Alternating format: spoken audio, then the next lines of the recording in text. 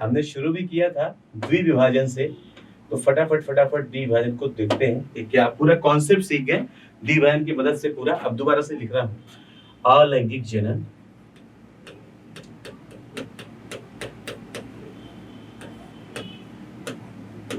मैं पहली विधि बोल रहा हूं अभी, द्विविभाजन। नाम बता रहा है क्या होगा, कोशिका 2 भागों में टूट जाएगी।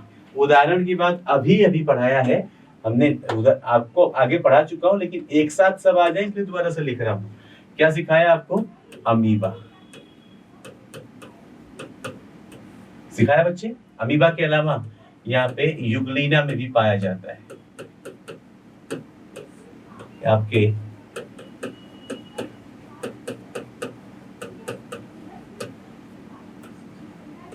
पैरामीशियम में भी पाया जाता है। युगलिना कुछ ऐसी स्पीसीज है यहाँ पे इस तरीके से विभाजित होती है, और ये एक नया और ये एक नया, 2 अलग अलग युगलिना बना लेते हैं।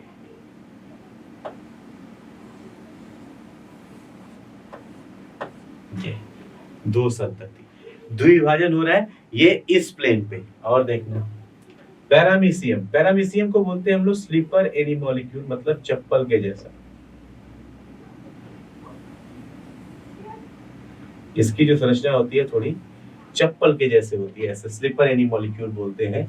इसके अंदर द्विविभाजन थोड़ा ऐसी होती है, लेकिन होती द्विविभाजन ही है ना, इसके अंदर भी और इसके अंदर भी। क्लियर है बच्चे?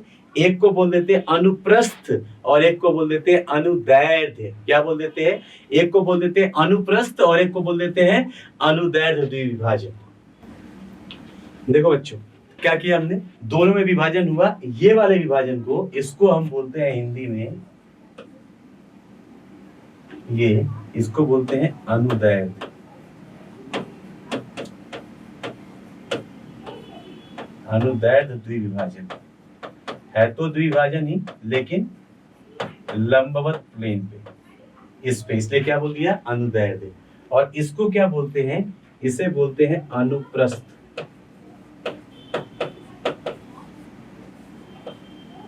अनुप्रस्थ द्विविभाजन। क्लियर है बच्चों? तो ये हुए आपके उदाहरण द्विविभाजन के। अब एक चीज हमें याद रखना है कि जब भी द्विविभाजन होगा, बिना सोचे समझे हमें ये याद रखना है यहाँ पे विभाजन कैसा हो रहा है, समसूत्री। अलैंगिक जनन में मुख्यतया कैसा होगा, समसूत्री विभाजन होगा। कुछ बदलेगा तो वो आपको समझ में आएगा, इस चैप्टर में तो नहीं। समसूत्री विभाजन चल रहा है साथ साथ। क्लियर बच्चे? चलिए, इसलिए सब के सब क्या बनते जाएंगे, क्लोन्स बनते जाते हैं। आइए और देखते हैं द्विविभाजन के बाद बहुविभाजन।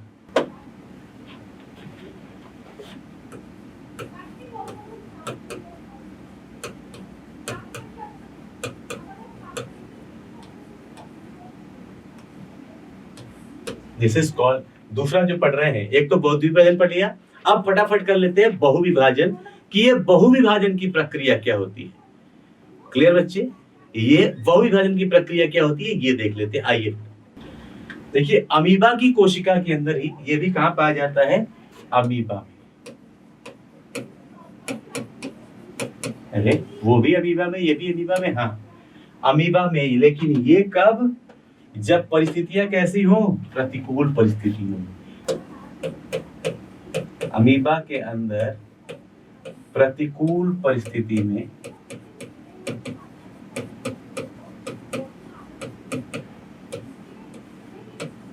अमीबा के अंदर प्रतिकूल परिस्थिति होगी। जब अमीबा के चारों तरफ का वातावरण उसके लिए प्रतिकूल है, अनुकूल नहीं है, तो अमीबा जो पहले ऐसी थी, अब इसकी वातावरण ही दशाएं अगर इसके लिए प्रतिकूल है, तो ये अमीबा क्या करता है, इसके अंदर जो कूटपाद पाए जाते हैं, इन सभी कूटपादों को वो समेट लेता है और समेट के कुछ ऐसी लगभग गोल सी संरचना बना लेता है और धीरे धीरे अपने ऊपर बहुत से दूसरे पदार्थों का श्रावण करके खुद को एक मोटी भित्ति के अंदर रोक लेता है, जिसे हम बोलते हैं कि इसके ऊपर एक सिस्ट बन गई, एक पुटी बन गई, इसे हम बोलते हैं पुटी भवन।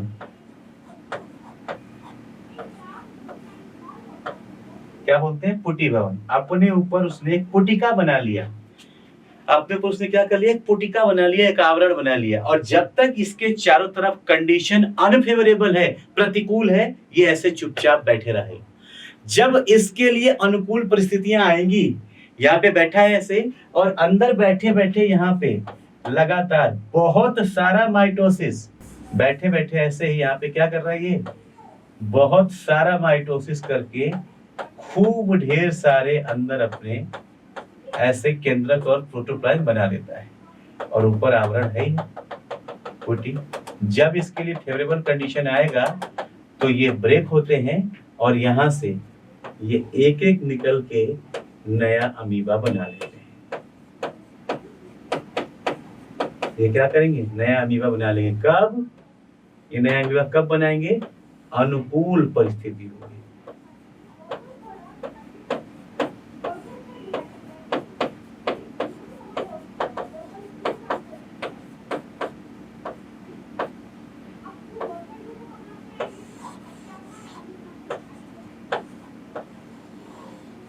ये कब बना लेंगे बेटा?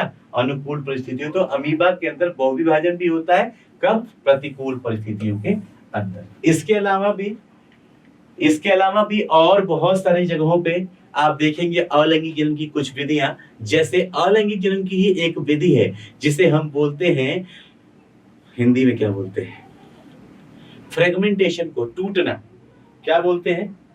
टूटना, खंडी भवन।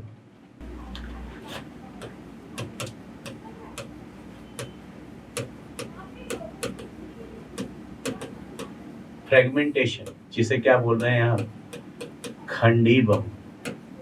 इस खंडी भवन प्रक्रिया में क्या होता है? यहाँ पे यह प्रक्रिया पाई जाती है जनरली ऐसे जीवों में जिनकी संरचना पतली लंबी धागे नुमा होती है। जो थोड़ी पतली और लंबी होती है, धागे नुमा जीव, उनके अंदर पाया जाता है। जनरली यहाँ पे क्या होता है कि उनके शरीर के अंदर जैसे आपने बनाया कि उनका ये ऐसा स्ट्रक्चर है,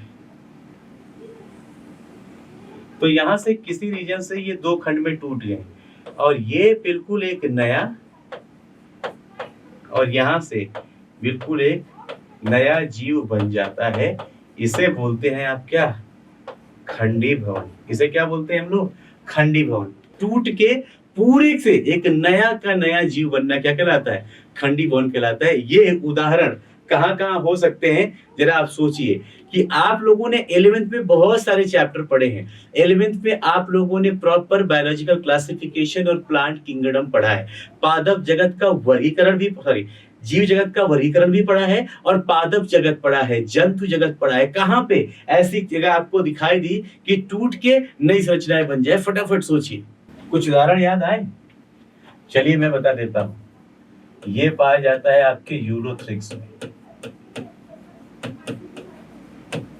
जो फिलामेंटस एल्गी होते हैं, धागे नुमा। स्पाइरोगाइरा, यूरोथ्रिक्स और स्पाइरोगाइरा के अंदर ऐसा है। एल्गी में, ब्रायो में गए तो ब्रायो में जब आप मॉस के प्रोटोनिमा की बात करते हैं तो मॉस के प्रोटोनिमा में भी सेम कहानी है। मॉस प्रोटोनिमा में भी क्या हो रहा है? ये भी डिवाइड होते हैं। तो यूरोथ्रिक्स, स्पाइरोगाइरा, मॉस प्रोटोनिमा, और भी बहुत सारे उदाहरण हो सकते हैं फ्रेगमेंटेशन के, जहां पे उनका शरीर टूटता है और नए जीव बन जाते हैं। यस और नो? बहुत सारे उदाहरण हो सकते हैं। आप पढ़ते रहेंगे, मिलेंगे ऐसे ढेरों उदाहरण आपको ऐसे मिलेंगे। प्रोटोनिमा वाले बोल रहा हूँ, खंडी भवन वाले। तो खंडी भवन में नहीं समझ गए? हम लोग सीधे बोलेंगे, जब भी हम लोग पढ़ेंगे फंगस के बारे में, फंजाई के अंदर, है ना, लिख दो भैया।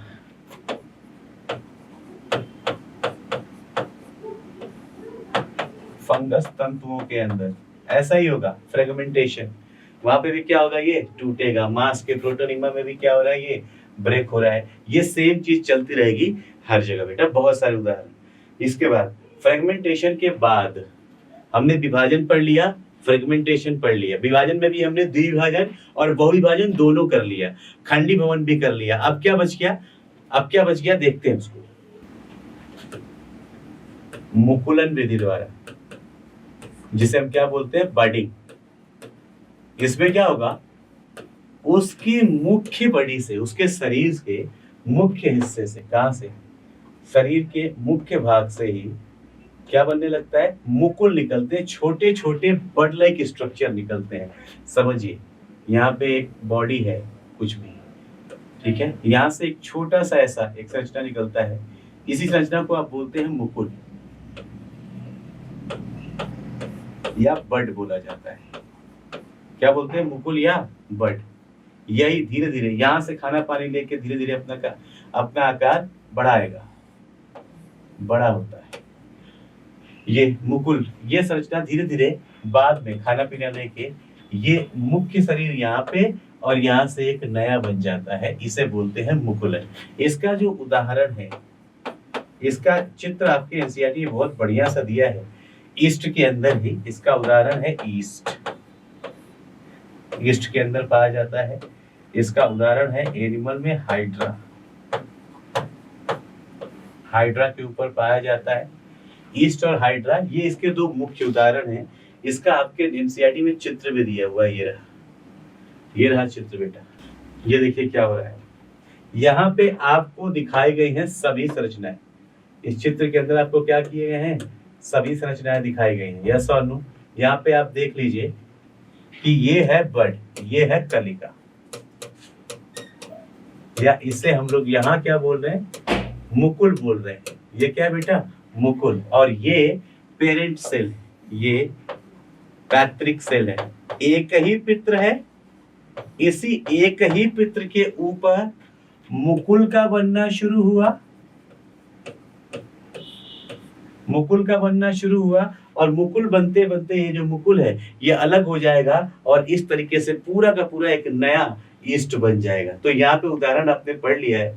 चलो बच्चों, तो जैसे हमने मुकुलन का स्ट्रक्चर देखा था ना, हमने मुकुल देखे थे। मुकुल के अलावा यहाँ पे देखो, आपको एक बढ़िया सी बात सिखाता हूँ। ये चित्र आपके एनसीईआरटी के ही हैं, आपके एनसीईआरटी में ही ये चित्र बने हुए हैं। यहाँ पे आपको दो मुकुल दिख रहे हैं। एक तो ये वाला मुकुल है, ये भी क्या है? ये मुकुल है। लेकिन ये जो मुकुल है ये एक्सटर्नली बना है, एक्सटर्नल बड है ना, ये बाह्य मुकुल। ये कैसा बेटा? बाह्य मुकुल है। ये वाला जो अंदर का स्ट्रक्चर दिख रहा है, ये पोरीफेरा के अंदर, पोरीफेरा बोलते कुछ जीवों में जैसे हमने यहाँ पे बाह्य मुकुल बनाया है ना, यहाँ पे अंतः मुकुल भी बनते हैं। यहाँ पे क्या बन जाते हैं? एंडोस्पोर। पोरीफेरा इंग्लिश में लिख दिया यार, कोई बात नहीं। पोरीफेरा स्पंज के अंदर यहाँ पे अंतः मुकुल बनते हैं। अंदर की तरफ यहाँ पे मुकुलन होता है और मुकुलन से नए मुकुल बन जाते हैं। अंदर की तरफ क्या होते हैं? यहाँ पे मुकुल बन जाते हैं, जिसे हम बोलते हैं अंतः मुकुल। तो मुकुल दो प्रकार के हो गए, मुकुलन विधि दो प्रकार की हो गई। कहीं तो बाहर बन रही है, कहीं अंदर बन रही है। आपसे पूछेगा अंतः मुकुल कहाँ है, बाह्य मुकुल कहाँ है, एक तो वो बता देना। एक वैरायटी और रह गई है, उसको मैं यही बता देता हूँ। चौथा मैं यही बता देता हूँ, बीजाणु भवन, जनन, स्पोरुलेशन। बहुत से जीवों के अंदर, बहुत से जीवों में क्या होता है कि उनके बॉडी के ऊपर ही एसेक्सुअल स्पोर्स बन जाते हैं, अलैंगिक बीजाणु बन जाते हैं। और ये अलैंगिक बीजाणु फिर से नए जीव को क्या कर सकते हैं? पैदा कर सकते हैं।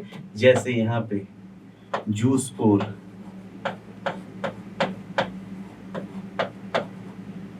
जूस्पोर इन एल्गी,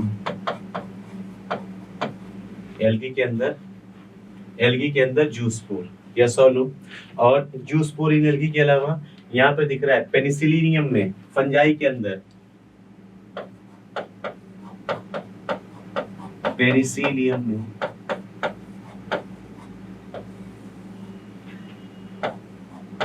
कोनिडियोस्पोर बन रहे हैं, कोनिडिया। आप लोगों ने 11th में पढ़ रखा है ये सब बातें, बट भूल चुके होंगे। ये जो कोनिडिया दिख रहा है ना, ये क्या है? ये सब के सब कोनिडिया है। और ये कोनिडिया ये क्या है? बीजाणु। क्या है बच्चे? ये अलैंगिक बीजाणु है। और ये रहे जूस्पोर, ये क्या है? चल जूस्पोर, जो चल सकते हैं अचल, मतलब इनके अंदर स्पोर वगैरह का फॉर्मेशन हो जाता है। ये रहा आपके लिए क्या? अलैंगिक जनन जीवों के अंदर। हम अलैंगिक जनन की गतिविधियां जो देख रहे हैं, ये अलैंगिक जनन की गतिविधियां हम पादपों के अंदर भी देख सकते हैं। हम यहाँ पे हमने देखा पादपों के अंदर भी हमें बहुत से अलैंगिक जनन की गतिविधियां दिखाई देती हैं। आइए फटाफट कवर कर लेते हैं बेटा आज के लेक्चर का लास्ट आर्टिकल, पादपों में अलैंगिक जनन।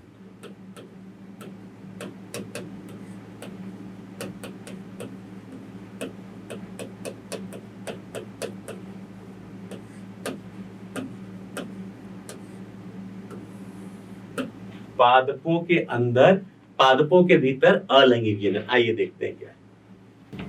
पादपों के भीतर होने वाले अलैंगिक जनन को जनरली हम लोग बेटा एक नया वर्ड देते हैं पादपों के अंदर, हम इसे देते हैं वर्ड कायिक जनन। क्या वर्ड देते हैं? कायिक जनन, जिसे हम लोग वेजिटेटिव रिप्रोडक्शन भी बोलते हैं। प्लांट के लिए हम लोग क्या वर्ड यूज कर लेते हैं? Vegetative reproduction. जब पादपों के अंदर कायिक जनन की बात होती है तो पादपों के अंदर कायिक जनन दो प्रकार से होता है। एक तो हो गया प्राकृतिक कायिक जनन, जहां पे पादपों की कुछ संरचनाएं खुद ही प्रजनन के लिए अपनी संरचनाओं के अंदर जननिक कोशिकाएं पैदा कर लेती हैं। और एक होता है कृत्रिम, जिसमें मानव कुछ योगदान देता है। तो देखिए कायिक जनन की पादप के अंदर दो विधियां हो गई। एक हो गया प्राकृतिक कायिक जनन,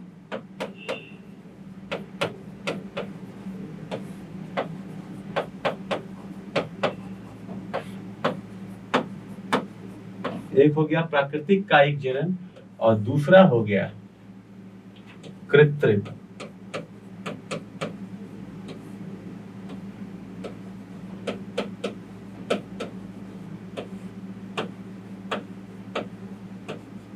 प्राकृतिक कायिक जनन और कृत्रिम कायिक जनन। प्राकृतिक कायिक जनन नाम से पता चल रहा है कि इसमें पादप खुद ही अपने जनन की प्रक्रिया को संपन्न करवा रहा है, कभी जड़ से, कभी तने से, कभी पत्ती से। देखिए अगर यह तने के द्वारा हो रहा है, बहुत सारी वैरायटियां हैं बच्चे, इसमें नाम आपको याद रखने पड़ेंगे। कभी कभी यह किसके द्वारा हो रहा है? तने के द्वारा।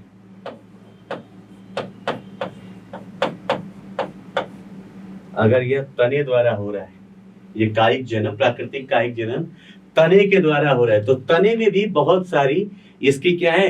विविधताएं हैं कि तने को क्या बोलेंगे। तो नाम आप लोगों को अच्छे से क्या कर लेना है? याद रखना है। आइए बताता हूं आपके एनसीईआरटी में कौन कौन से नाम दिए गए हैं, कौन कौन से नाम दिए गए हैं। एक काम कर लेते हैं और अच्छे से इसको देख पाने के लिए, समझ पाने के लिए हम यहाँ का हिस्सा अगली स्लाइड पे कर देते हैं, है ना। प्राकृतिक का मतलब यहाँ पे खुद ही पादप खुद ही बना रहा है, और कृत्रिम का मतलब मैन मेड। आपने मैन मेड क्या होता है वो सीखेंगे। आइए पहले फटाफट देख रहे हैं। वो ये कह रहे हैं कि भाई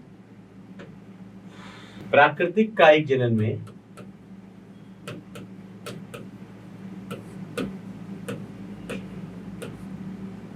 प्राकृतिक जनन, मतलब प्राकृतिक कायिक जनन में क्या क्या विधि हो रही है। पहला बोल रहे हैं कि अपने तने के द्वारा पादप क्या कर रहा है? अपने तने के द्वारा खुद को डेवलप कर रहा है। पहला तने द्वारा, जब तने के द्वारा होता है तो इसको कुछ नाम देते हैं, कभी बोलते हैं कंद, कभी बोलते हैं प्रकंद, कभी बोलते हैं आप इसको घन कंद, कभी आप बोलते हैं इसको शल्क कंद। नाम सुना है? प्रकंद, कंद, प्रकंद, घन कंद, शल्क कंद। कंद,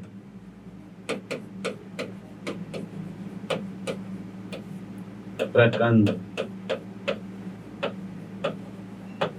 घन कंद,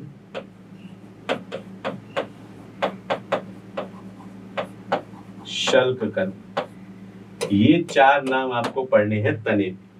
ये चार नाम पढ़ने हैं और इन चारों के उदाहरण याद करने कि किसके अंदर कंद है, किसके अंदर प्रकंद है और क्या है। कंद में आते हैं आपके आलू, कंद में क्या आता है? आलू। प्रकंद में आता है अदरक। ये आप उदाहरण के साथ याद रखेंगे। ये आता है आलू, प्रकंद होता है अदरक। घन कंद, शल्क कंद तो हो गया आपका ये बल्ब वाला, मतलब शल्क जिसपे छिलके होते हैं। प्याज और लहसुन है ना, प्याज और लहसुन यहाँ आ गए। यहाँ पे आता है अरबी। घन कंद में क्या आता है? अरबी आता है और आता है जमी कंद। यहाँ पे आ जाता है लहसुन और प्याज। ये सब क्या है?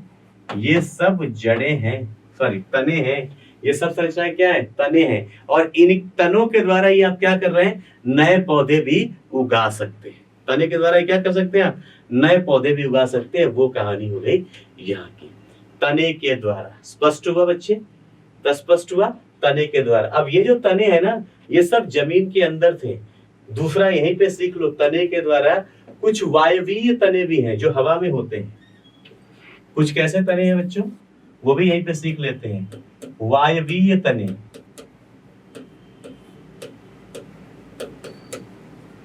ये प्रक्रिया आप वायवीय तनों के द्वारा भी करा सकते हैं, जो कहाँ पाए जाते हैं? हवा में पाए जाते हैं। जैसे इसमें आप उदाहरण देखिए हवा में पाए जाने वाले तनों की, जिसको आप बोलते हैं ऊपरी भूस्तरी, भूअस्तरी और भूस्तरिका। तीन नाम बड़े इंपॉर्टेंट है भैया इनके। ऊपरी भूअस्तरी,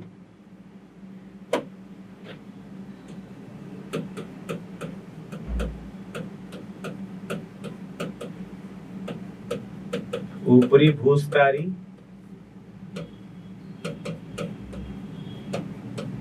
भूस्तरी और भूस्तरिका। ये तीन नाम है यहाँ पे। इन तीनों के क्या करने पड़ेंगे आपको? उदाहरण याद करने पड़ेंगे। अगर आप नाम देखेंगे तो ऊपरी भूस्तरी में आता है दूब घास। ऊपरी भूस्तरी में क्या आता है बेटा? दूब घास आता है ऊपरी भूस्तरी में। जो घास है, घास का जो तना है वो क्या है? जमीन के ऊपर ही तो पाया जाता है। जमीन के ऊपर उसको खाते रहते हैं और घास से ही फिर से नया घास का कभी दिखा है कोई? घास का पौधा लगा रहा हो, घास एक बार गया, सफा चट किया गा के गाय भैंसों ने, फिर से वहां पे पूरे घास की नई पूरी उसकी लड़ियां लग जाती है। तो ये हो गई घास के अंदर ऊपरी भूस्तरी। दूसरा आता है भूस्तरी, जिसका एग्जाम्पल है, भूस्तरी का एग्जाम्पल है, भूल गया हिंदी में क्या बोलेंगे भूस्तरी का एग्जाम्पल। हिंदी में भी याद नहीं आ रहा हिंदी में क्या बोलते होंगे, मैं लिख देता हूं। स्ट्रॉबेरी, स्ट्रॉबेरी का प्लांट। और भूस्तरिका हो गया आपका पिस्टिया, जलकुंभी, जलकुंभी। अब देखो तने के द्वारा कैसे हो रहा है। ऊपरी भूस्तरी दूब घास, इसको बोलते हैं रनर। आपने देखा जैसे ये सॉइल है, ये जमीन है, जमीन के ऊपर घास कैसे फैली हुई घास, ऐसे है ना। अब इसके ऊपर ना इसकी स्टेम होती है, जो यहाँ से जमीन से थोड़ी थोड़ी स्टेम के ऊपर जो नोट्स होती है वो ऐसे नोट से थोड़ी थोड़ी जड़ें निकलती रहती है, उनसे जुड़ी होती है। तो इनको अगर ऊपर की चीजें कोई खाता भी है, कहीं से कुछ टूटता भी है, तो इसकी जो स्टेम है ना, ये जो जमीन से यहाँ से जुड़ी हुई है, इसी से न्यूट्रिशन लेके जितना टूटा हुआ हिस्सा है वहीं से नया प्लांट बनना शुरू हो जाता है, वहीं से क्या मुझे लगता है नया प्लांट छूना शुरू हो जाता है। ये भूस्तारी में क्या बोल रहा है यहाँ पे, ये पेड़ है, पोज कर दो, ये पेड़ है, ये प्लांट है, जमीन के अंदर से यहाँ से निकलता है, थोड़ी दूर ऐसे जाता है टच करके, जहां पे टच करता है वहीं पे नोड से नया रूट बनता है और यहीं से फिर से नया प्लांट बनना शुरू होता है। इस तरीके से प्लांटिंग यहाँ होती है। पिस्टिया और इकॉर्निया में क्या है, यहाँ पे पूरा रोजेट पाया जाता है, गुच्छा पाया जाता है। ये पाए जाते हैं पानी के अंदर, ये जल में उगने वाले पादप है, पानी के अंदर पाए जाते हैं। तो पानी के अंदर यहाँ पे पूरा एक जगह पे रोजेट है, गुच्छा, यहाँ पे भी क्या है, गुच्छा। ध्यान से देखिए, यहाँ पे इस गुच्छे के ऊपर यहाँ पे लगी है पत्तियां, और इसके तने के यहाँ से साइड से तना निकलता है, जहां पे नोड है, नोड पे नए गुच्छे बन जाते हैं। तो तने पे जो नोड है, तने के ऊपर क्या पाते हैं, जो नोड, वहां से नए पादप बन जाते हैं। तो तने के द्वारा बन रहे हैं, इसलिए ये हो गया क्या, कायिक प्रवर्धन। इसमें दो प्रजातियों की आवश्यकता नहीं पड़ी है। इसके अलावा जो कायिक प्रवर्धन हम देख रहे हैं, जो अलैंगिक जनन देख रहे हैं पादपों में, वो जड़ के द्वारा भी हो सकता है।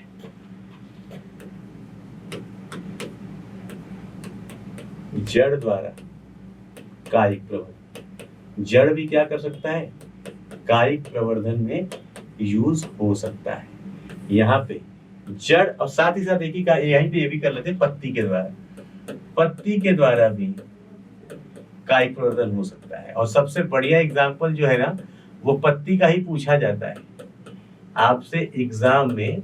जो सबसे ज्यादा एग्जाम्पल पूछा जाता है वो पत्ती का ही पूछा जाता है। जड़ वाला तो थोड़ा कम पूछ लेते हैं, तने वाला फिर भी थोड़ा कम पूछ लेते हैं, पत्ती सबसे ज्यादा पूछा जाता है ना। तो जब जड़ की बात करते हैं तो जड़ों में है हमारे पास, अब यहाँ पे हमें थ्योरी क्या बनानी है, हमें लिखना क्या है, जब जड़ कैसे काम कर रहे हैं, जड़ मदद कर रहे हैं कायिक प्रजनन में। तो यहाँ पे किसकी किसकी जड़ें इस्तेमाल होती है पता है, एक तो हो गया आपका शकरकंद,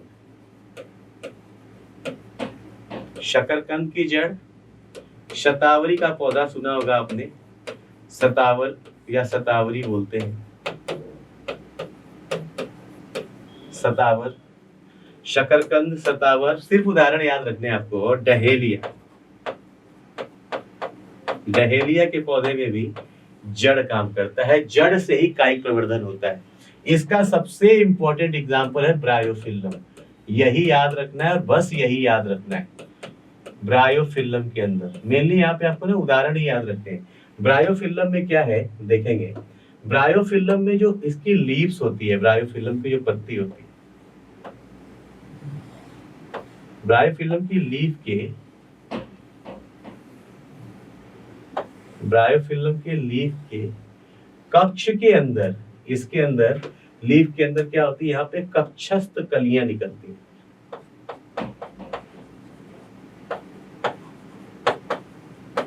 यहाँ से क्या निकलती है, कक्षस्थ कली निकलती है। और यही कली जो यहाँ पे है, ये पत्ती गिरती है, ये कली गिरेगी नीचे, और वहां से नीचे से ये जो कक्षस्थ कलियां हैं, ये फिर से नया पादप उगाने में मदद करती हैं। यहाँ पे एग्जाम्पल याद रख लेना ब्रायोफिल्लम, यहाँ पे उदाहरण याद कर लेना ये वाले। क्लियर है बच्चे? तो ये आपके कुछ उदाहरण हो गए, और इनके कुछ डायग्राम्स भी आपके एनसीईआरटी में दे रखे हैं। जैसे ये हो गया आपका आलू जो क्या है, कंद है ना, आपके एनसीईआरटी में दे रखे हैं। ये क्या हो गया आपका, अदरक हो गया जो प्रकंद है, कंद हो गया, प्रकंद हो गया। इसके बाद ये है बेटा ब्रायोफिल्लम, ये दिख रहा है आपको, ये ब्रायोफिल्लम की लीफ है। ब्रायोफिल्लम को बहुत से लोग जानते भी होंगे, इस ब्रायोफिल्लम को अजूबा का पेड़ भी बोला जाता है ना, अजूबे का पेड़, अजूबा। यहाँ पे ये कक्षस्थ कलियां निकलती हैं, इसके पत्तियों के अंदर क्या निकलती हैं, कक्षस्थ कलियां, और ये कलियां फिर से नया पादप बना देती है। यहाँ पे स्टेम की बात कर रहे हैं तो आपको दिख नहीं रहा होगा, शायद मैं दिखा देता हूँ। ये रहा, ये स्टेम। यहाँ पे एक रोजेट बन रहा है, झुंड। यहाँ पे भी क्या बन जाएगा, पूरा का पूरा एक नया रोजेट, जहां पे भी नोड है। तो ये नोड जो है यहाँ पे जलकुंभी के अंदर, पिस्टिया हिंदी, चलो आज पिस्टिया और इकोनिया मतलब जलकुंभी के अंदर ऐसी संरचनाएं पाई जाएंगी, जहां पे जो संरचना है वहां से तना निकला और तने से क्या हो जाएगी, आगे का काम बढ़ जाएगा। ये तने में जहां पे भी नोड्स आती रहेंगी, जैसे मान लो एक तना का यहाँ से हिस्सा निकला, यहाँ पे नोड है, तो यहाँ पे भी पौधे का पूरा यहाँ पे गुच्छा लग जाएगा। तो इससे ये हो गया इसका तने के द्वारा भूविस्तार। क्लियर बच्चे? तो आपके सारे उदाहरण और कहानियां अलैंगिक जनन वाली खत्म हो चुकी हैं। इसके बाद हम लोग पढ़ेंगे बेटा लैंगिक जनन।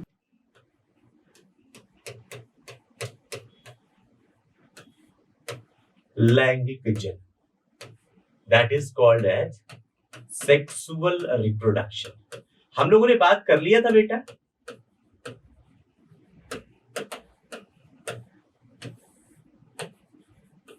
हम लोगों ने बात कर लिया था, डिस्कस कर लिया था कि जब भी हम बात कर रहे हैं सेक्सुअल रिप्रोडक्शन की, तो सेक्सुअल रिप्रोडक्शन से हमारा मतलब ये नहीं है कि यहाँ पे सेक्स इन्वॉल्व ही हो। यहाँ पे सेक्सुअल रिप्रोडक्शन का मतलब क्या होता है, बहुत अच्छे से सिखाया था कि बेटा यहां से आप हमेशा एक चीज याद रखना कि सेक्सुअल रिप्रोडक्शन हमेशा कैसा होगा, द्विपैत्रिक होगा। यस और नो?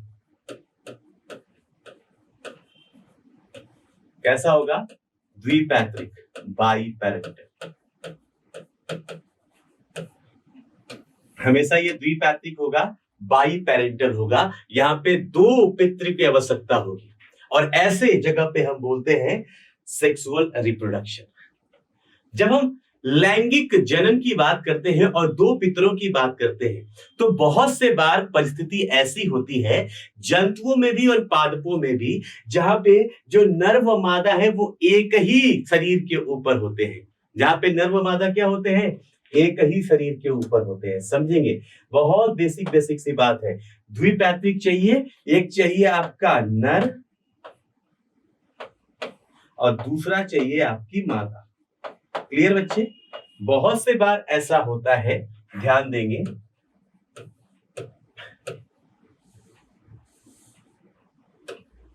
नर व मादा दोनों एक ही शरीर पर विद्यमान रहते हैं।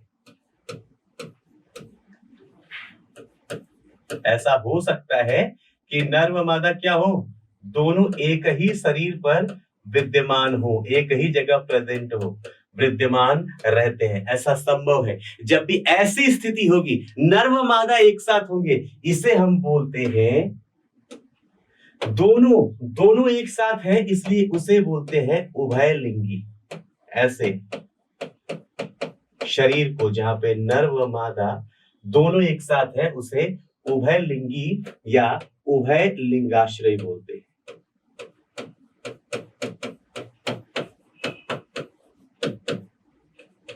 या क्या बोलते बेटा, उभय लिंगाश्रय। दैट इज कॉल्ड है जहां पे दोनों एक जगह पे है, आप इसे बोल देते हैं हर्माफ्रोडाइट। हिंदी में तो उभय लिंगाश्रय उभय लिंगी चल जाता है, बट देखना इंग्लिश में जब बात करते हो ना, तो हर्माफ्रोडाइट जनरली यूज किया जाता है एनिमल्स के लिए। हर्माफ्रोडाइट किसके लिए? एनिमल्स के लिए। प्लांट के लिए इसके लिए यूज करते हैं मोनोइसियस। क्या यूज करते हैं बेटा? मोनोइसियस। हर्माफ्रोडाइट या मोनोइसियस, ये टर्म यूज किया जाता है जब आप बात करते हैं एक जैसे। ये एक पुष्प हो सकता है, समझिएगा, एक पुष्प है, उस पुष्प के ऊपर नर जननांग व मादा जननांग दोनों है। एक व्यक्ति, ह्यूमन जैसे हम हैं, हमारे पास सिर्फ, जैसे मैं नर क्यों हूं, क्योंकि मेरे पास सिर्फ नर जननांग है। एक फीमेल होगी, एक मादा होगी, क्यों? क्योंकि उसके पास मादा जननांग है। ऐसे ही हम बात करें केचुए की, केचुए के ऊपर नर व मादा दोनों, तो केचुआ कैसा हुआ? हर्माफ्रोडाइट हुआ। वो पुष्प जहां पे दोनों हैं वो कैसा हुआ? उभय लिंगाश्रयी हुआ, बाइसेक्सुअल हुआ। समझ में आ रहा है? इसी को हम लोग उभय लिंगाश्रयी, हर्माफ्रोडाइट के साथ साथ बाइसेक्सुअल भी बोलते हैं। देखो बहुत सारे टर्म हैं जो आपको याद हो पाए याद कर लेगा, सब बता दिया जितना पॉसिबल था आपको फंसाने के लिए, पूछने के लिए, सब बता दिया। ये भी संभव है कुछ जगहों पे, कुछ जगहों पे ये भी संभव है बेटा कि नर व मादा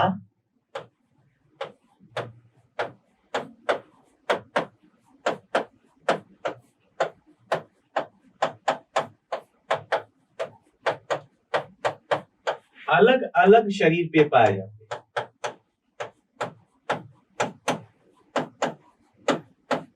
अलग अलग शरीर पर पाए जाते हैं।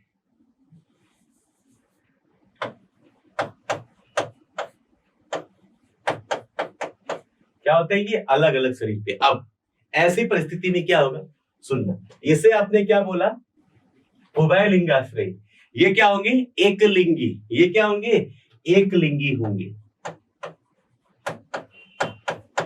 नर अलग है, मादा अलग है, इन्हें क्या बोलते हैं?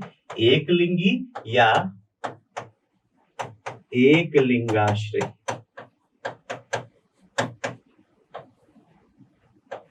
या क्या बोल देते हैं बेटा? एक लिंगाश्रय। मतलब क्या होता है?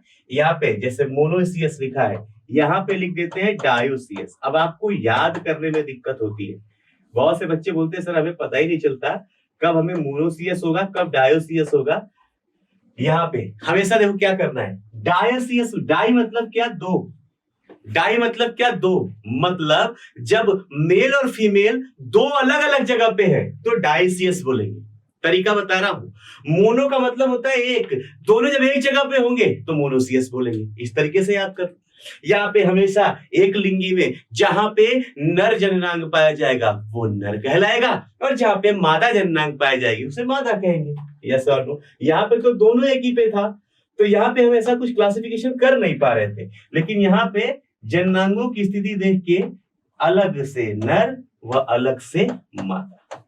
क्यों सिखाया ये कहानी क्यों सिखाई? ये कहानी आपको इसलिए सिखाया मैंने कि जब हम पढ़ते हैं लैंगिक जनन तो एक चीज कंफर्म है कि यार लैंगिक जनन द्विपैतृक होने वाला है। यहाँ पे दो पेरेंट चाहिए। यस और नो? दोनों पेरेंट कौन कौन से हैं? एक नर है एक मादा हो गई। अब नर व मादा एक साथ भी हो सकती है, एक साथ भी हो सकती है और अलग अलग भी हो सकते हैं। यस और नो? ये पहली बात सिखानी थी। सीख गए ये बात? जब आप ये सीख गए कि नर व मादा एक साथ भी हो सकते हैं, अलग अलग भी हो सकते हैं, अब जरा सोचते हैं कि इनके बीच में प्रजनन की प्रक्रिया कैसे संपन्न होती होगी, कैसे संपन्न होती होगी। तो सीखेंगे बच्चे। हम यहाँ पे जब जननांगों की बात कर रहे हैं, जब हम लैंगिक जनन की बात कर रहे हैं, तो हम हमेशा उच्च पादपों और उच्च जंतुओं की बात कर रहे हैं। यस और नो बच्चे?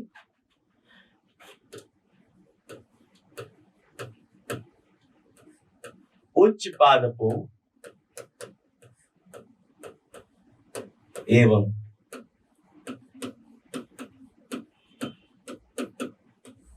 जंतुओं में लैंगिक जनन की विधि पाई जाती है।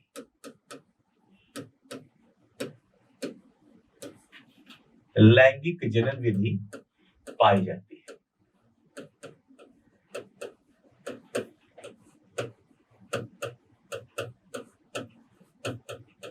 कहां पे? उच्च जंतुओं में व उच्च पादपों में।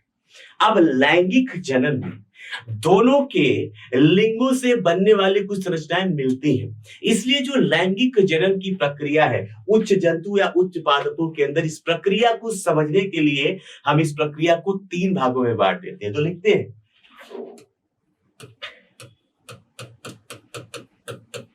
लैंगिक जनन प्रक्रिया को सरलता से समझने के लिए, सरलता से समझने के लिए, समझने हेतु 3 भागों में बांट सकते हैं। इसे हम 3 भागों में बांट सकते हैं। तो 3 भागों में बांट के ही इसे पढ़ा जाता है। जिसमें लैंगिक जनन के बीच में इसके अंदर एक सबसे महत्वपूर्ण प्रक्रिया होती है। आपको समझ में भी आएगा, सब दिखाऊंगा यहाँ पे। जो पहला भाग है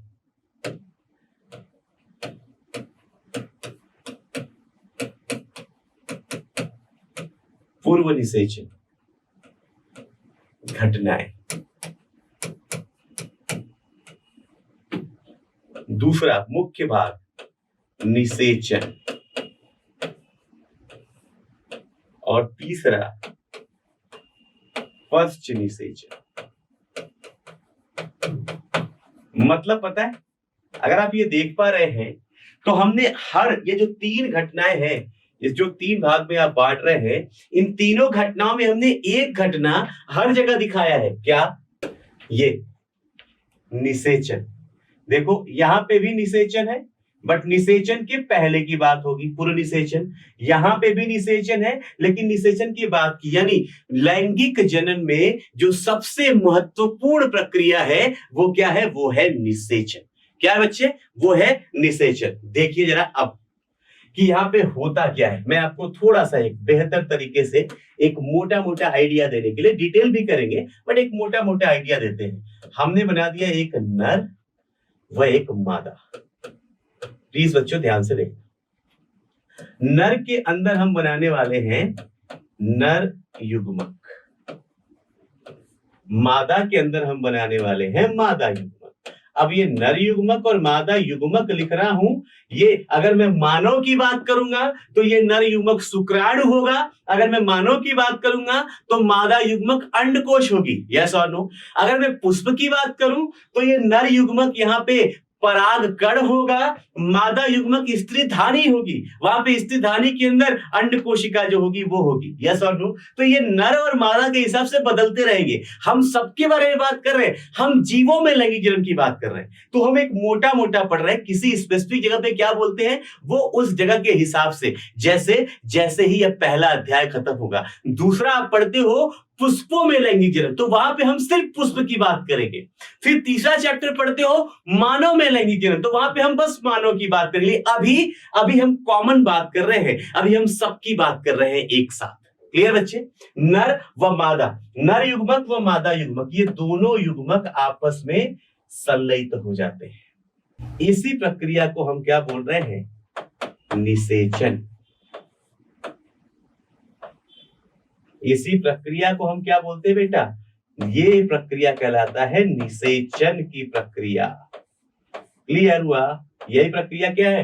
निषेचन। और निषेचन से इन दोनों युग्मकों के मिलने से बन जाता है युग्मनज। क्या बन जाता है? युग्मनज। देखते रहेंगे। ये युग्मनज परिवर्तित होता है भ्रूण में,